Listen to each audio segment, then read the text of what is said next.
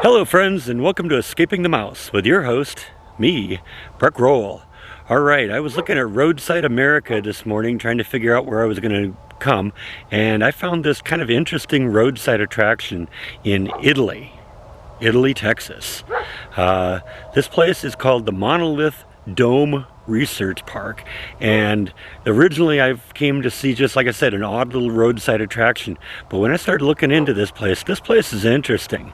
This place is a company that manufactures dome buildings, and they've got this little research center here out in Italy, Texas, that has a lot of dome buildings, and I just decided I wanted to kind of wander around this place and check this out because it's kind of an interesting story. Let's go. Now check out all these houses that are around here. This apparently is actually a functioning neighborhood. There's people that live in here, and the interesting thing about these dome houses, and they're all over the place. Check this all out. The interesting thing about all these dome houses is that they're really versatile and they're really, really rugged and durable. One of the things they say is that they're designed for all environments, from even like Antarctica to really, really hot environments. They're virtually earthquake proof, tornado proof, hurricane proof, and can even be built underwater.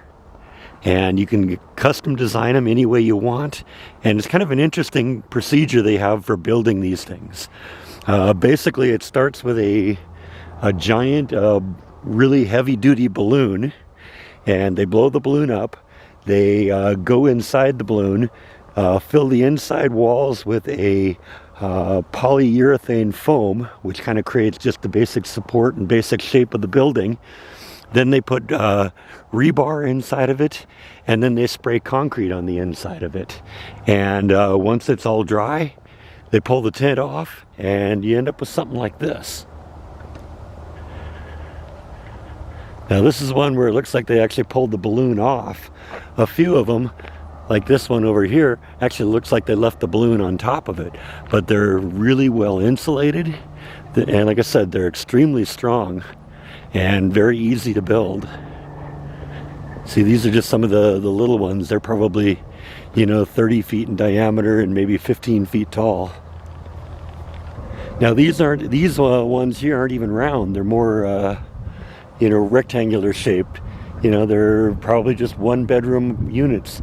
There's just a whole bunch of them here. And then we get to these, and these are even smaller still. They're like little igloos. These are probably only 15 or 20 feet in diameter and about 15 feet tall. And then you look at this one here. This is some sort of a business, maybe the business center of the office for the actual construction company. But this one's huge. This one's probably 50 feet across and 30 feet tall. And they even have some dome-themed birdhouses. And here we have like a little picnic table gazebo made out of a dome. Yeah, that's just spray-on concrete.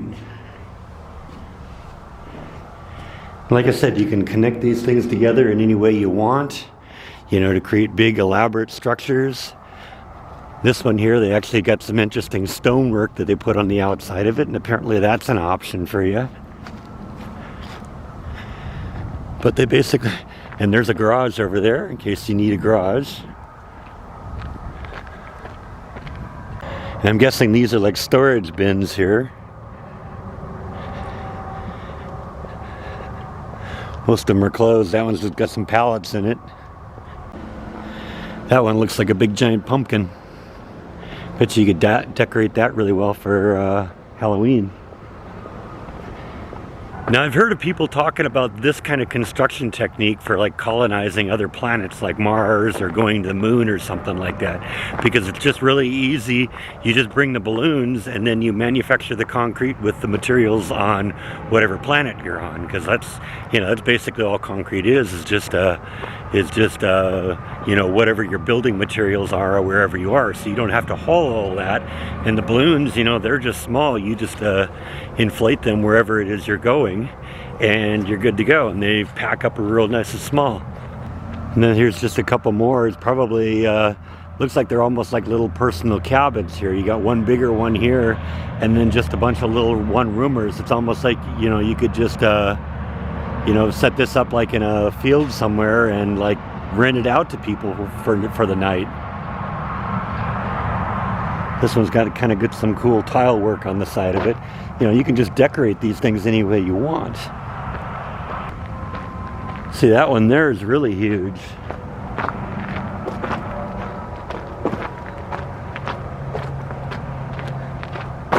And they don't even have to be round. That one there in the back is taller than it's wide. This one here is decorated like an igloo.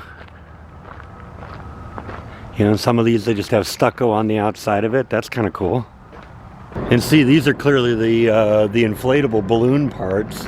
They just kind of keep the parts over here and they use them as they need them.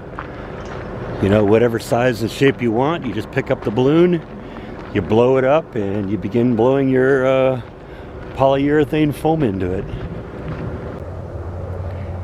I don't know, but shouldn't that say open dome? Actually, it looks a little like some of the sets from the first Star Wars movie. You'd see this kind of stuff on like Tatooine. Now, as I mentioned, I actually came here looking for an interesting roadside attraction, and this is it. This is the world's largest caterpillar, and basically it was assembled just putting a bunch of these domes together in a big line. I'm gonna walk around the other side because along the freeway side you have they've painted legs and stuff like that on the side of it. The Roadside America site says that that this is one of those just drive-by attractions if you want, but I'm actually glad we stopped to see this thing.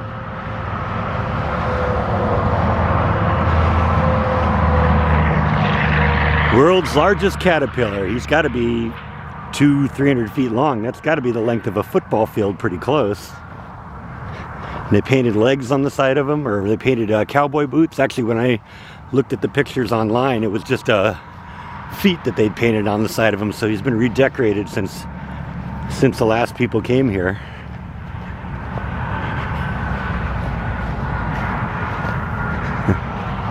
It looks like they actually put like a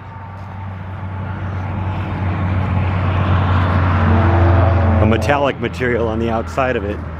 Yeah, it's like a sheet metal or something like that, just to, you know, make it a more flat and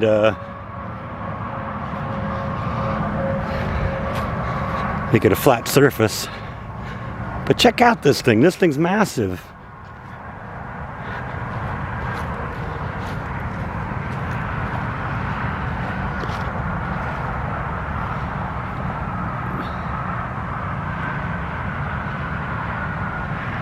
So anyway, like I said, I thought that was interesting. Like I said, I came just to see the caterpillar, but when I started looking at the area on the map and looking at the satellite imagery, it's like, wow, there's way more here than I thought. So, like I said, this was a fun place to visit. I hope you enjoyed that.